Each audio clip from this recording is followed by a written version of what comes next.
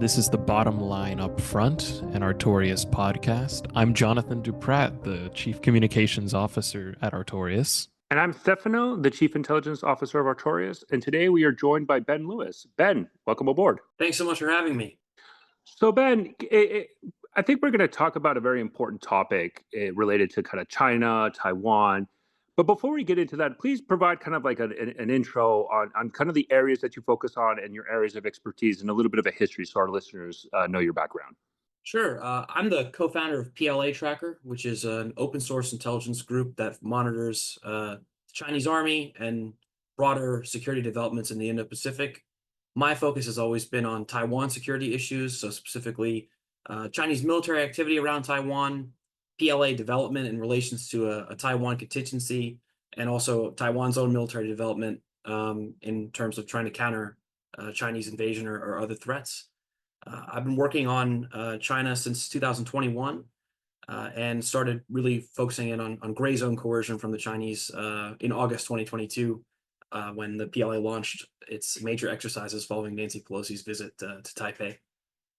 So I think that is a perfect way to start this episode. And I'd like to kind of pick your brain on a large variety of topics related to China and Taiwan. But let's kind of start with kind of the key aspect and kind of a broad overview.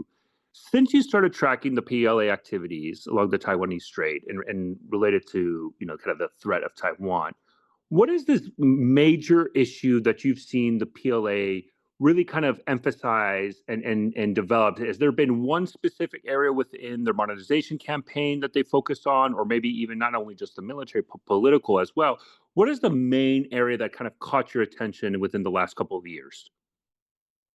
Well, I think the standout thing for me has always been how the intensity and scope and scale of the PLA's coercive activity, and more broadly speaking, China's coercive activity against Taiwan has expanded. So, starting in 2020, late 2020, when Taiwan's Ministry of National Defense began releasing information about PLA activity, at the time, by the end of 2020, we had 4 months of data, the highest number of aircraft that were operating in Taiwan's air defense identification zone east of the median line, which was the unofficial boundary between China and Taiwan that, of course, China never recognized but did accept, was 69 in 2020. Where we are today, since Lai Ching-te's inauguration, Taiwan's current president, in May of 2024, we haven't had a month with less than 200 violations of the ADIZ reporting area, that area east of the median line. So the scale is unprecedented relative to this time 4 years ago.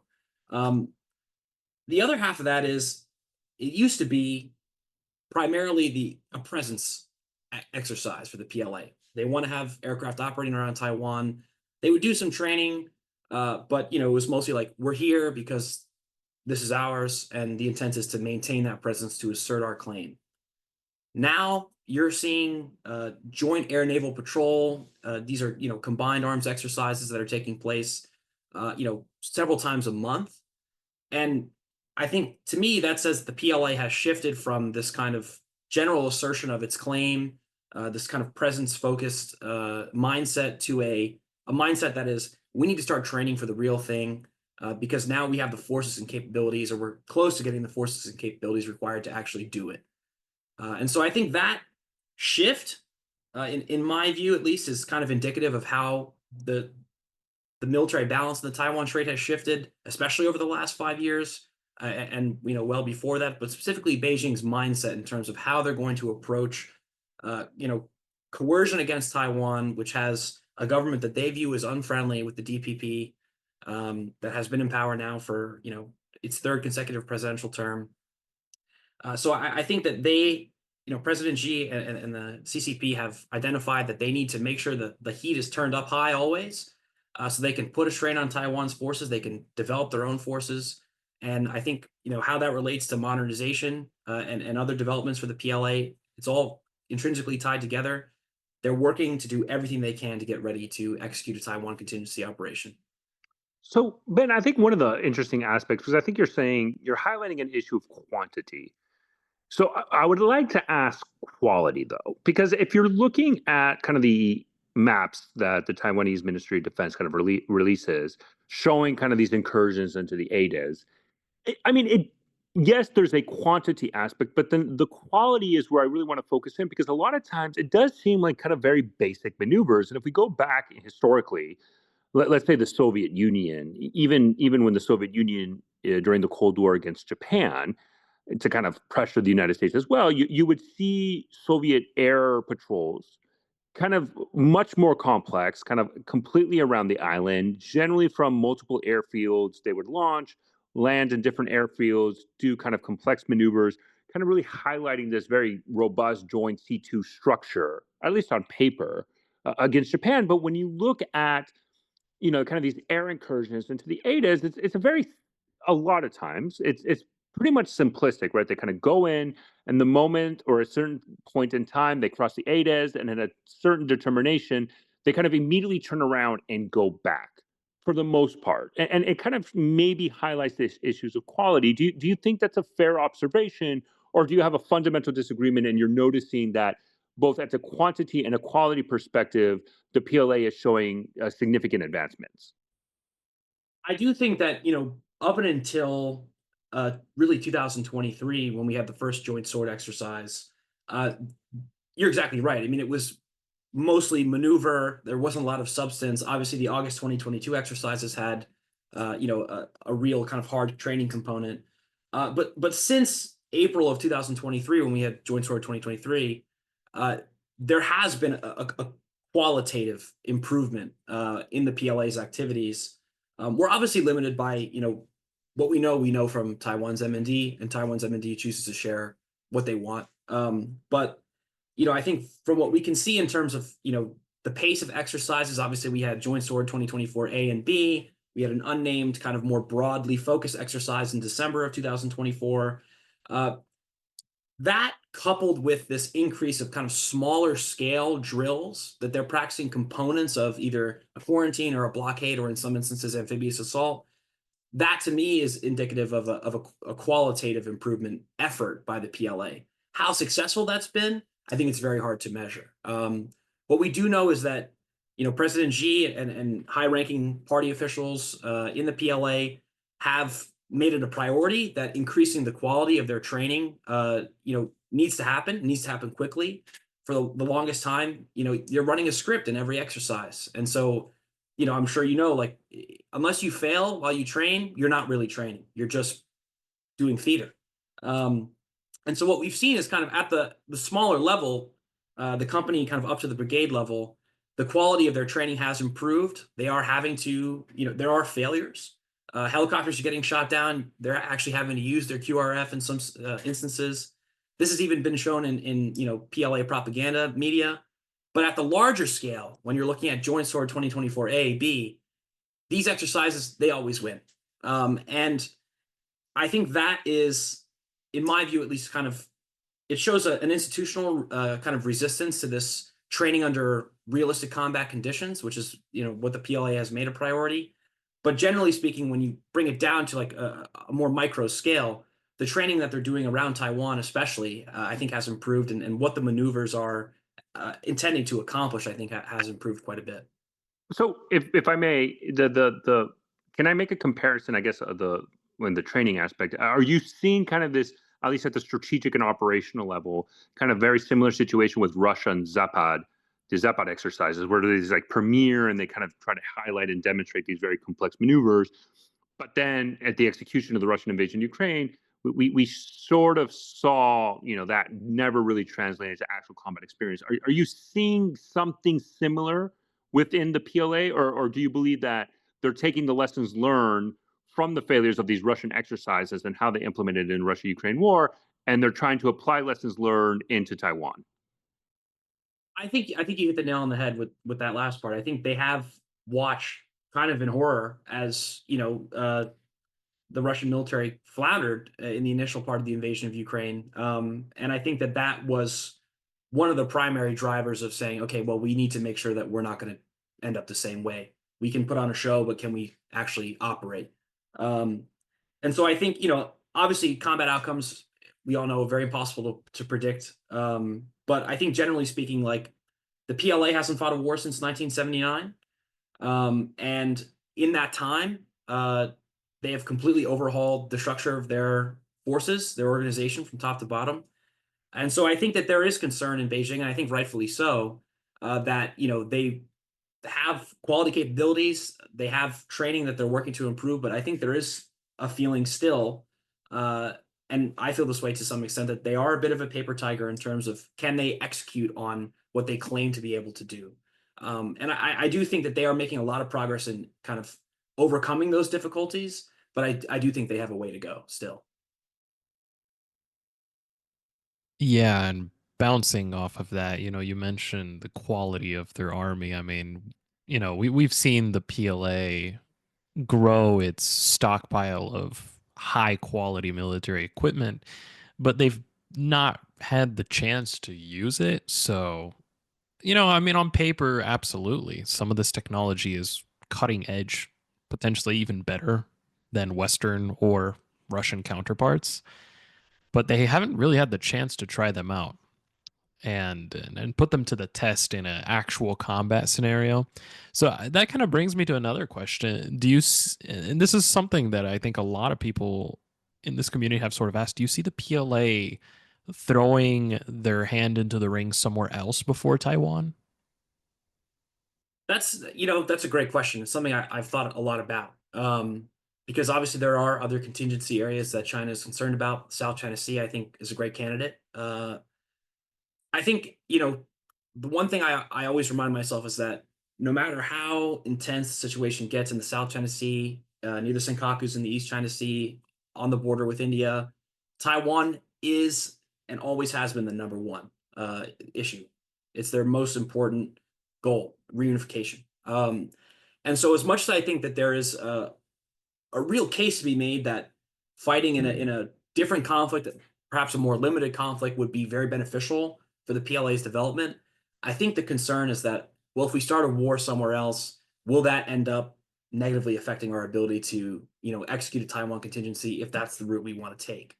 Um, so I think, to your point, I mean, they have some of the best military equipment in the world, but they've never put it to the test in a combat scenario.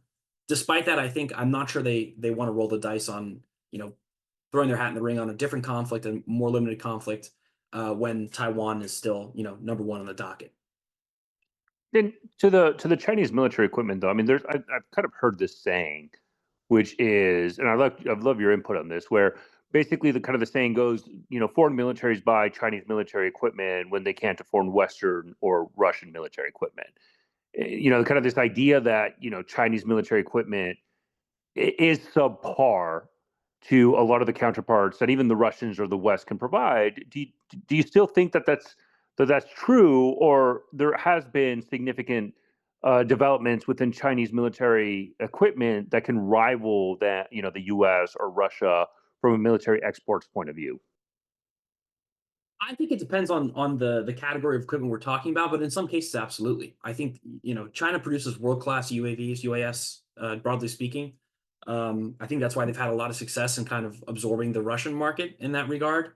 Uh, but you're right. I mean, for the longest time, and still, especially with Western equipment, it's like if you can buy a U.S. product and you can afford it, you buy that over a Chinese product. And I think you know ironically enough, you can also look at the PLA's development in terms of that assertion, where it's like every time they had the opportunity to acquire a Western capability, they did, and or in some cases, they dug them up, from the wreckage of Osama bin Laden's compound in Pakistan, for example. So I think that is still very true in some regards. I think the high technology competition between the U.S. and China is, driven mostly by the desire to maintain that military edge, at least on the part of the United States, and the desire to overcome gaps in capabilities on the part of China. But I do think, UAVs. I think, China's uh, wheeled artillery. They're making a lot of effort. Air defense systems. They're making a lot of effort, making a lot of progress. Um, so I think there are capabilities in many instances that are on par with at least Russian, if not Western and American capabilities. But in terms of export aircraft, export ships, not that America's exporting many ships these days, but generally speaking, in terms of comparing the capabilities, quality, the West and the Russians in many instances still have a serious edge over China.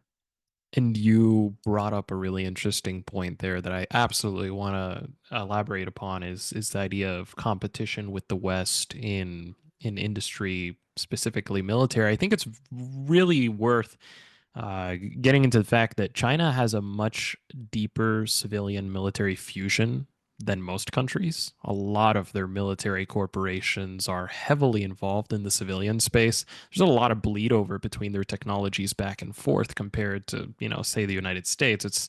You don't really have companies like Lockheed or Raytheon developing civilian technology very often, and it's very much the opposite in China. So their military development is very closely tied to their economy.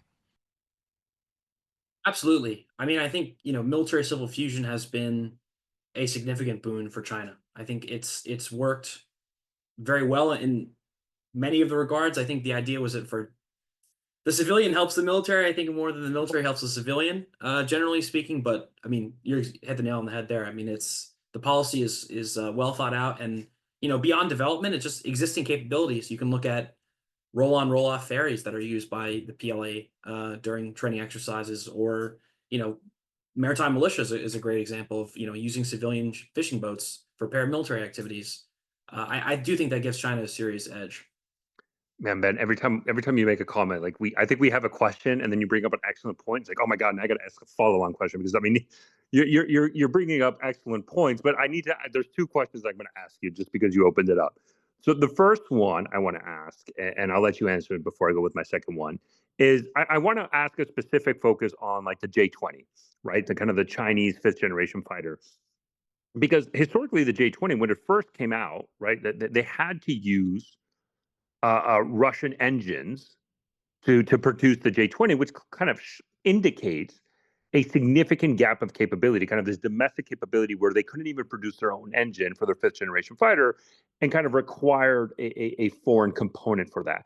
And now it kind of looks like now they're transitioned, and the J-20 can starting using their own Chinese manufactured engine. But isn't that kind of also an issue that within the Chinese military industrial complex that they still require either support from the Russians directly, or they have to steal from the West to be able to manufacture something. So it's kind of they're always going to be behind, and many of these technological advancement from weapons manufacturing point of view.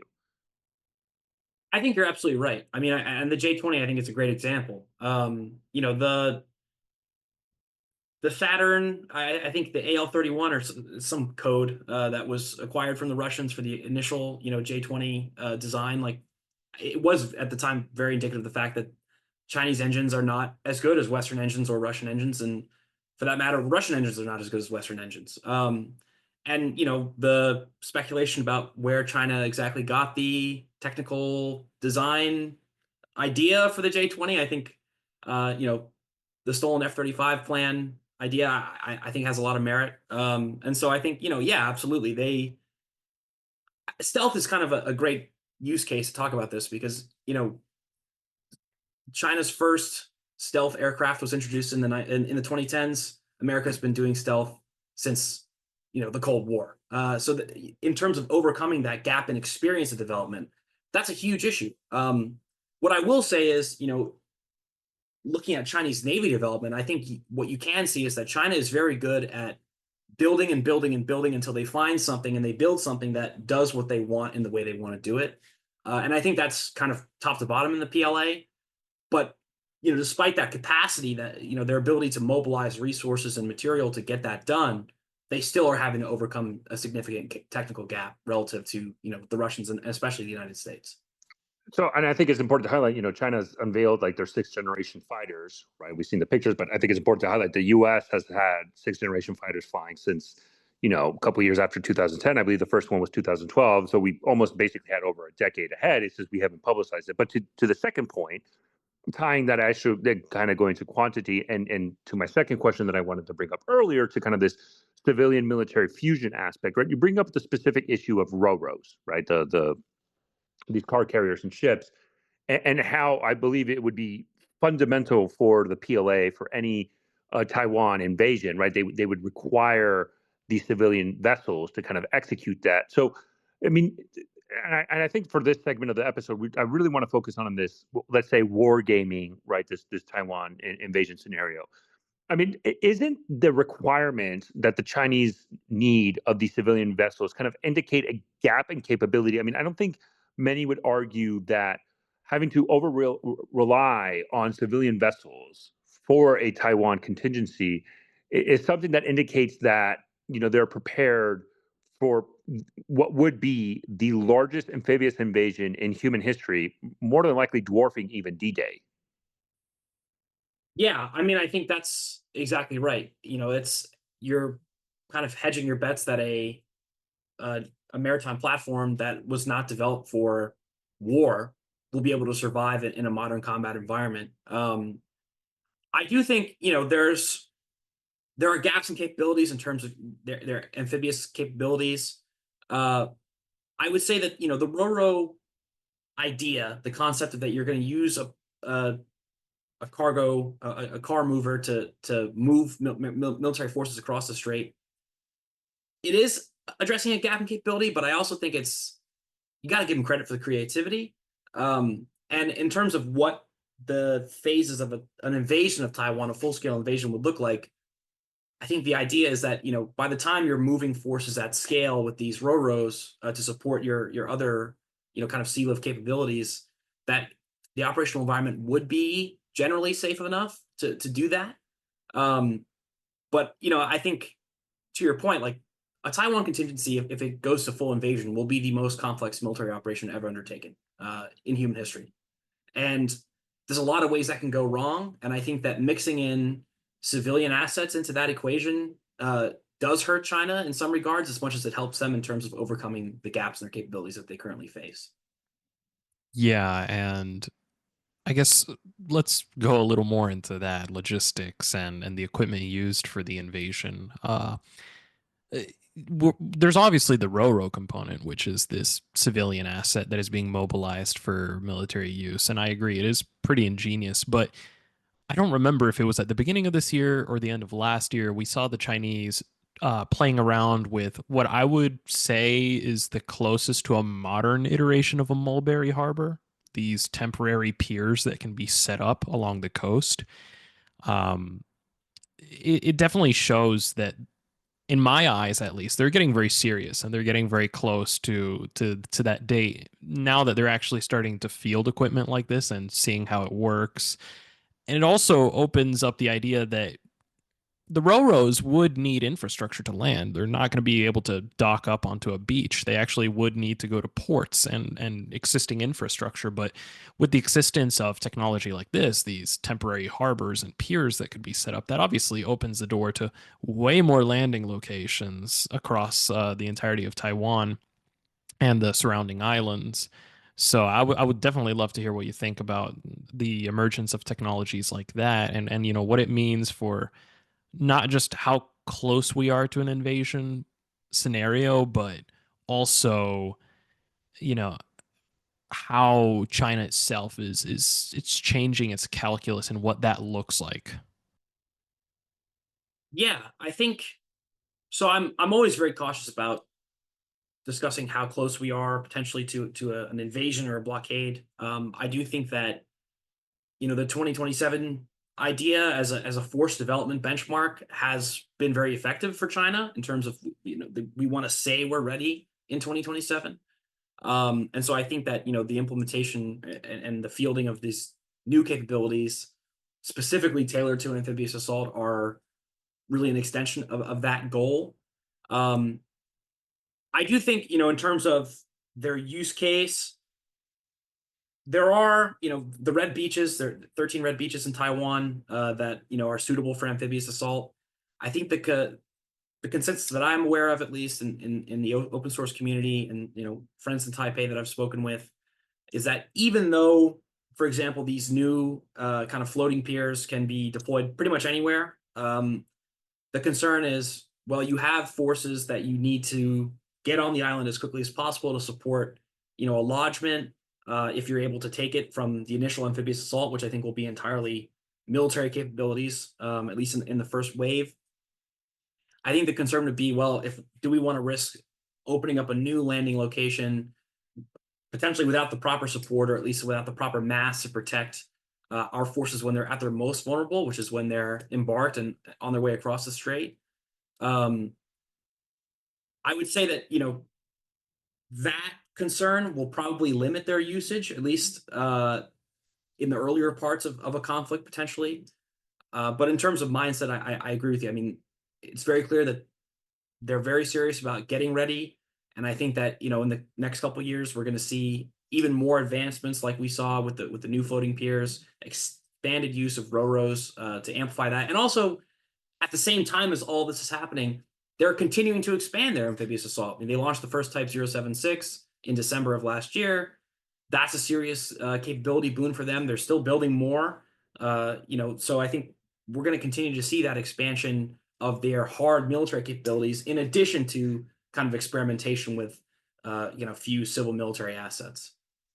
So, I think one of the hiccups and the difficulties that the Chinese would run into in a Taiwan contingency, like a full scale invasion, is the issue of supplies and logistics, right? Kind of the logistical requirement, and we can go through the millions of different sayings of how sustainment wins wars, but I mean I think that's something that is kind of a huge problem that the Chinese would run into in a Taiwan scenario, and so. But let's war game a little bit, right? So, how do you envision if you were given the task to kind of somewhat lay out how a Chinese invasion plan would look like? Walk us through the phase a little bit. Like, how would you envision phase one? Kind of the initial entry. How do you envision them being able to then the force flow and the additional forces that go in, and more importantly, how do you believe the Chinese would be able to sustain such an undertaking that again would just dwarf D-Day, and we saw how much logistical requirements was necessary to sustain D-Day. So how do you think the Chinese would do that in kind of these multi-phase invasion plans? So I think step one for if they're going to invade Taiwan, it's going to be just waves of strikes from every asset that could possibly try and suppress or destroy Taiwan's air defenses, anti-ship missile capabilities, any kind of maneuver force that could be concentrated near a potential landing site.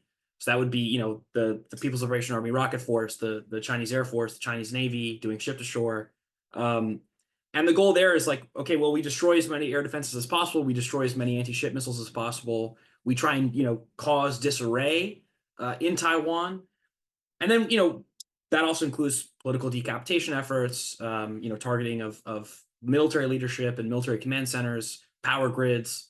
There's a cyber component, obviously, that can't be ignored. But in terms of the functional invasion of Taiwan, I think, it's the only time when Taiwan has, in my view at least, a fundamental advantage against the PLA in terms of both quality and quantity is when PLA forces are on ships crossing the Taiwan Strait and when they hit the beach initially. Because no matter how many forces the PLA attempts to muster, they're not going to be able to match Taiwan for mass in the initial amphibious assault. Just Taiwan will mobilize reserves. There are hundreds of thousands, potentially millions of reservists that they can activate in a week's time. And the PLA is never going to be able to muster a 2 million man amphibious assault across the Taiwan Strait. That being said, if they can concentrate fires and support on their landing operation to suppress these capabilities that are, their only job is to prevent this landing from being sustained or successful in the first place. I think that's the opportunity the PLA has to get on the beach, to break through the initial defenses, to you're going to have to eventually counter a quick reaction force from Taiwan. If you do that, I think the next step is, okay, we need to secure an airfield and we need to secure a port, one or the other, but preferably both. And so from there, if you secure port infrastructure, then these ro-ros can park and unload in an hour, and then go back across the strait and go pick up more guys and then bring them back. But every time you are moving back and forth across the strait, one, you run into the risk of hitting a naval mine that's been deployed, or an anti-ship cruise missile will nail you on your way back or preferably on your way towards Taiwan so that you lose the troops that you're bringing along with the ship itself. So for the PLA, consistent suppression of these capabilities, preferably their destruction, will be the objective. And that's a very complicated task. I think one point I always like to make is that as much as, you know, I think everyone has an opinion on how Taiwan's defense development has progressed, whether it's been successful or a failure, or whether they have the right strategy, the wrong strategy.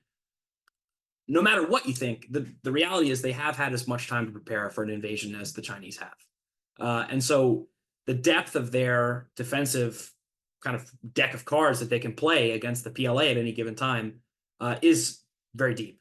And so I think the challenge for the PLA is like, can you be sure that you've taken out every anti-ship cruise missile, mobile missile battery system along the coast? And if you mess up twice, three, four times across the pace of invasion and you lose key capabilities and you can't sustain your lodgment, then over time you're going to get ground down no matter how hardened your position is, no matter how many forces you manage to go in. If they're running out of bullets, if they're running out of men, if they're running out of blood for their wounded, you're going to have a serious problem. And so I think the key will be to try and establish a lodgment that's sustainable and defendable. And a huge part of that is the suppression. And then from there, if you can get on the island and you can dig in and you can actually, if you build artificial piers or you seemingly bring them over from China and set them up, and you're able to, deliver the mass that the PLA has to its advantage, then I think it's, you target the urban centers and you kind of run, I don't want to say a typical invasion strategy, but, hitting where it hurts in terms of, taking Taipei, taking Kaohsiung, looking at, key locations, occupying, enemy military bases, securing key infrastructure, and then preparing for a potential intervention by a third party, which is a whole other wild card you have to throw into the mix, and that's what the PLA has been thinking about, especially since the third Taiwan Strait crisis. They have to assume that someone's going to help the Taiwanese, and so in addition to all the complexities of trying to get on the island and sustain your forces once they're there, you also have to worry about, okay, well, are the Americans going to come and start bombing my lodgment with long range strike capabilities, or is my command of the air over Taiwan going to be challenged by F-35s and F-22s and all the other capabilities that the U.S. can bring to bear. Yeah, and I think that's a perfect place to pivot to, I guess, a second stage of this hypothetical wargaming we have going on here. Let's I would love to get your opinion on a best case scenario for the PLA and a worst case scenario. So best case scenario is there's very limited intervention. We're kind of already talking about that as is just dealing with Taiwan as a military itself. It'll probably receive at best some intelligence support, some limited logistics support. That's best case. I guess worst case scenarios, this expands into a greater conflict in the Indo-Pacific. What does that look like for the PLA? Countries like Japan, uh, South Korea, the United States, and other potentially even other countries in the region becoming involved directly or indirectly in the conflict. I guess what does that look like for the PLA, and are they sure that they can endure that worst case scenario of multiple sides entering the war? So PLA planners have a term for this idea. It's called chain reaction escalation. And it's kind of the most pessimistic outlook. Like, what is the worst case scenario for us if we start a war anywhere? Which is, okay, let's say Beijing's like, we're going to run the Taiwan play. If you are a chain reaction escalation subscriber, your thinking is, okay, well, we're going to attack Taiwan. Well, then the Japanese are going to attack us in the East China Sea. The South Koreans will make a move on North Korea. The Indians will make a move across the Himalayan border, and the Philippines and Vietnam will make a play in the South China Sea. That's like doomsday scenario. And so that idea, I mean, we don't really know how popular it is, but what we do know is that the structure of the PLA since the December 2015 reforms reflects that worry, where you have the 5 theater commands. 4 of them are the idea between is that each theater command can fight a war independently. So the Southern Theater Command will take care of the South China Sea problems by itself. The Eastern Theater Command can deal with Taiwan and partially the Japanese. The Northern Theater Command can deal with the Korean Peninsula and the East China Sea issues. The Western Theater Command with the Indians, and then the Central Theater Command can surge assets to support the other theater commands as they operate. So the idea is that they built an army that can do it. Obviously, it's not what they want to happen. So I do think that the effort is to be prepared for that. I think they've structured the theater commands and what kind of assets and capabilities they have available. Uh, I think they did a good job in balancing it. Obviously, you have 250,000 PLA ground force units assigned to the Western Theater Command. That's a pretty strong barrier against an Indian invasion of China or disputed territories. Obviously, the Southern Theater Command, we've seen them in action. I think more than anyone else in terms of their ability to kind of get in the Philippines' face. So I think that there is a very acute awareness of the risks. I think they're working to set themselves up to potentially deal with a worst case scenario, but I do think the intent is to avoid that at all costs. And that actually leads me into another question, even though you semi answered it already. Do you see a scenario where China has let's say that they know that the West is planning to intervene on that massive scale? Do you see China preemptively striking airfields and ports in Japan, South Korea, etc., in a scenario where they believe that they're going to be attacked from all sides? Do you see that happening, or do you think they would even be cautious in a scenario where they believe that's going to happen? That's really the $1 million question. Obviously, like I'm very concerned at the prospect. I think they've developed the capabilities to threaten to do that realistically. But it is, I mean, you have to hedge your bets, right? And so I think if they were absolutely certain that the United States and its allies and partners in the region were going to intervene in a Taiwan contingency, for example, I think that there's a very strong case to be made to launch preemptive strikes against, Okinawa. South Korea, kind of, I'm not sure how likely it is that they would target the bases there. I think they have other options, but I think Okinawa, I think the Philippines, I think potentially Guam, which would be incredibly escalatory, even more so than I think Okinawa would be in terms of the US's potential involvement. But the other half of the coin is that is you're guaranteed a major war. That's the Third World War essentially in terms of scale and destructive potential. Um, and so I think it comes down to what the final assessment of whoever the paramount leader of China is. If Xi Jinping thinks, okay, well, we're going to end up in World War III anyway, we might as well go in with an advantage. I think that there's a very realistic case where they do. I also think that there's a case where they say, well, we have to hedge. Maybe they don't want a big war. Even if we fight the United States, maybe we can keep it limited to the Taiwan theater. But at the end of the day, only one person knows the answer. So we kind of talked a lot about China and the PLA's plan, and we briefly touched upon Taiwan. So my question to you is, I know a lot of the U.S. officials have been trying to pressure Taiwan to adopt this porcupine strategy and kind of like invert the scenario where Taiwan prioritized A2AD, anti-access, anti-denial capabilities. And it does look like Taiwan is expanding on those capabilities and is prioritizing its own military industrial complex to develop domestic capabilities. Have you seen, Ben, a shift in Taiwan's military industrial complex and strategy to kind of this porcupine, or are they still kind of taking this traditional role of still like kind of big capabilities and big military that might not be sustainable in a Taiwan invasion scenario? I'm really glad you brought this up because I think there is the biggest challenge with Porcupine is like the idea of an asymmetric capability. I think if you polled 100 people, 100 experts in Washington, Taipei, in China, and you ask them, what is an asymmetric capability? Every list is going to be different and they're probably going to be counter to one another. And so the challenge with the Porcupine strategy is like there's fundamental ideas of like, okay, yeah, you want a lot of naval mines, you want mobile, survivable anti-ship missiles, but that how you expand the asymmetric idea beyond those kind of like layup terms of capabilities becomes difficult very quickly. What I've seen Taiwan do is they have to split the difference between dealing with gray zone coercion in peacetime, which really you need a conventional army to deal with. When you have a major exercise around Taiwan, the Taiwanese Navy needs to be out front, making sure that the PLAN doesn't enter the territorial waters of the contiguous zone. The Taiwan Air Force needs to be in the air, making sure that they're not having their airspace violated over the Taiwan Strait. That is if you can trade that, and that's what many people have wanted Taiwan to do for a fully kind of porcupine. We're going to dig in and wait and grind down the PLA while they try and take our island. I think you lose a lot in terms of your strategic position during peacetime if you trade your conventional capabilities for a purely asymmetric strategy.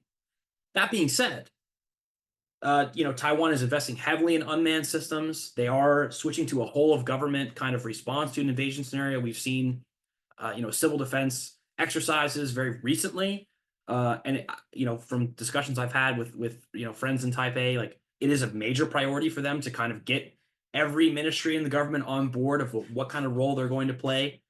I think that, in my view at least, is as important or even more important than capabilities in terms of what is the mindset and how we approach this. Um, but in terms of pure capabilities, I do think they've worked to improve their asymmetric kind of portfolio. But there's there's institutional resilience to that idea in the MND.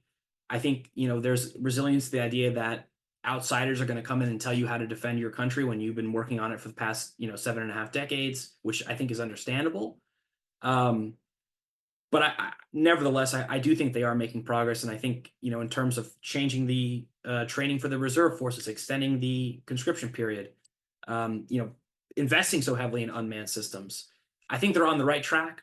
Then you have cases like the M1A2T sale, which I think has kind of a mixed outcome, or the potential that there was discussion a few weeks ago that Taiwan wants to buy retired Arleigh Burke class destroyers from the United States. I don't necessarily think that would be the best move, but I do think it is indicative of the fact that they are trying to split the difference between this really intense gray zone coercion that they're facing right now versus what they're going to need to do or what they think they need to do in an invasion scenario. And I think another aspect to highlight in Taiwan's military capabilities that kind of fits both a conventional military strength and from deterrence and also porcupine. I think it's important to highlight that Taiwan has invested heavily on cruise missile and ballistic missile capabilities as well, with the capability and reach to hit the Chinese mainland, right? And so, in a scenario where China's, maybe is mustering military force for an invasion, I mean, Taiwan does have the capabilities to punch back, regardless of any involvement or potential involvement in the U.S. I mean, the Taiwanese military also has the capabilities to kind of punch back with those systems, and it does look like, unless you disagree, that that's a major focus as well for Taiwan's military. Absolutely. I mean, yeah, I think that's a fantastic point. I think it's something that's overlooked a lot, where it's this idea that Taiwan's going to be taking punches and not giving any in return. That's never been the strategy for them, and even with changes in their kind of methodology and their mindset of how they defend, there's always going to be a little bit of offense mixed in there. And targeting amphibious staging areas with surface to surface missiles, or other targets on the Chinese mainland that could score major political wins for Taiwan, or rather politically damage the CCP's credibility. I think the value of that cannot be understated. And kind of the one of the other areas to kind of focus on this is, when we're talking about the scenarios, we always jump in immediately at this invasion, right? And so my question for you, and I think, and I know there's broad based, disagreements on kind of what the most likely outcome that the Chinese military may do, and the questions is the lessons learned that they applied from Russia Ukraine. And so I would like to ask you this: let's say Xi Jinping realizes that, okay, it's now or never. I need to do the reunification, and that this gray zone coercion is not working. So I need to up it to a next level.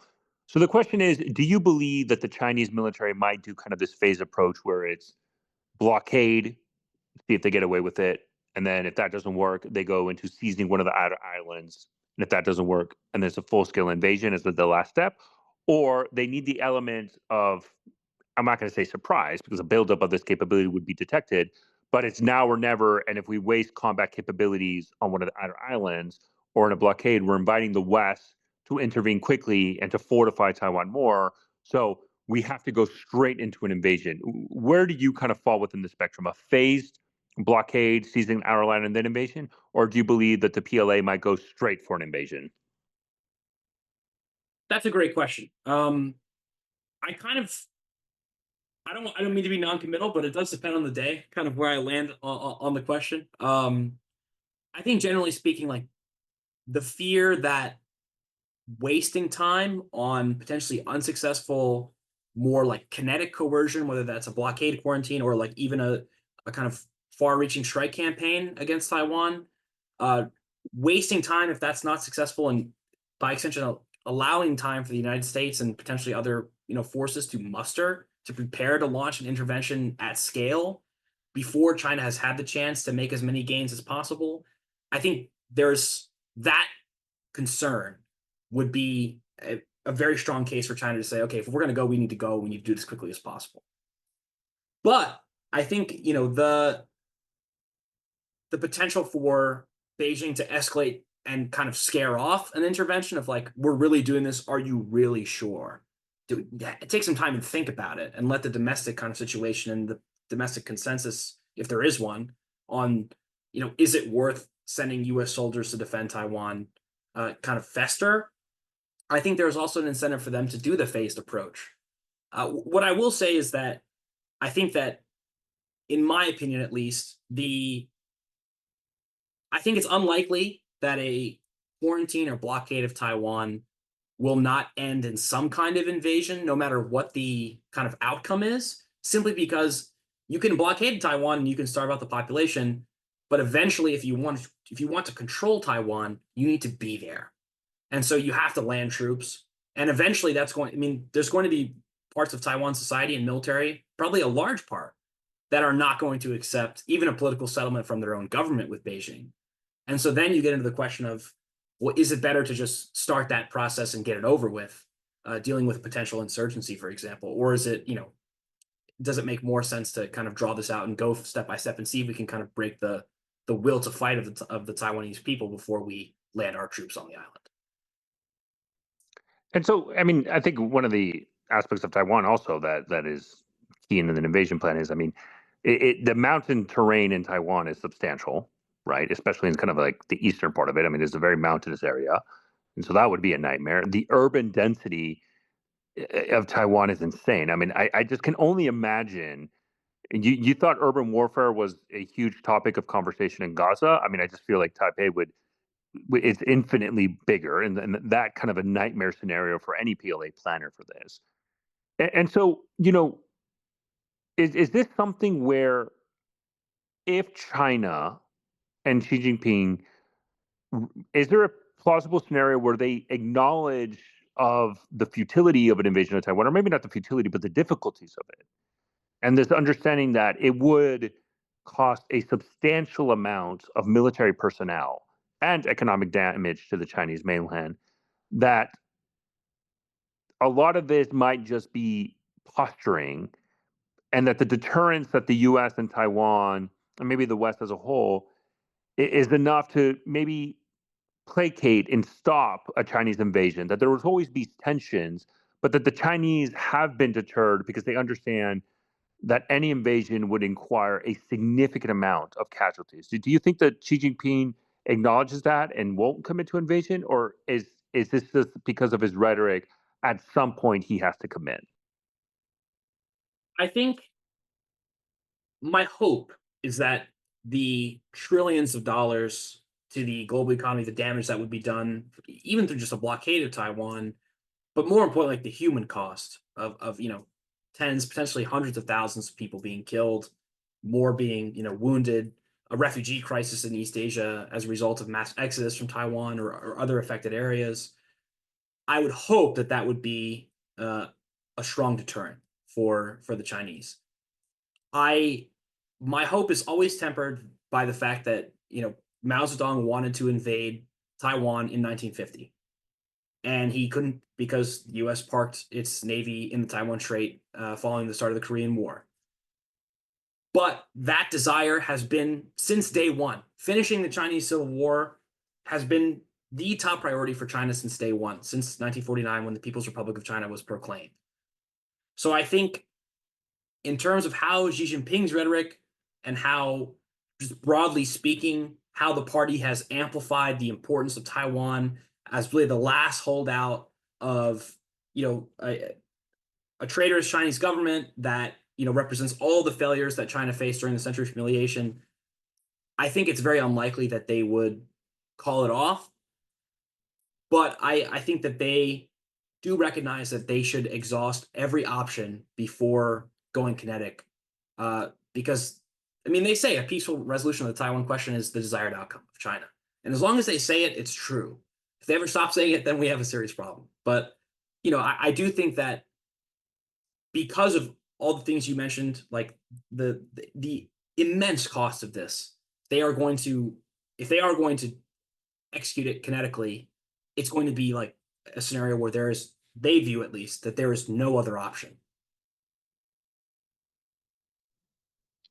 Ben, I think we had a very long conversation about the entirety possible scenarios of China. We definitely hit up a lot of points, both from the Chinese perspective, the West perspective, and Taiwan, and I think it highlights that what you said also is if a crisis has the potential to cause another global world war, this is the top of the list, probably much more so than Russia, much more so than Ukraine. And I think that's something that's we really appreciate you having on because I think a lot of people need to understand the gravity of the situation and how more importantly what is actually happening on the ground and how China, the US and Taiwan is preparing. But before we wrap this up, I want to give you the opportunity to say any final words, any final comments, any final thoughts, and more importantly, maybe where our listeners can continue to do research on this very important topic. Absolutely. I think what I always like to do when I talk about this is remind anyone listening, Taiwan is a country of, almost 24 million people that has done everything right. They were under dictatorship, they were under martial law for 4 decades, and they organically transitioned to democracy. They've been incredibly successful economically. Their democracy is healthy. And I think that, what I always try and remind myself when we think about a Taiwan contingency scenario, obviously I'm a military analyst. I'm all about the capabilities, the kinetics, the operations. That's my bread and butter. But I think it's important for everyone to remember, like we talked about the human cost. No one is going to have a higher human cost in a Taiwan scenario than Taiwan. The people there are going to suffer.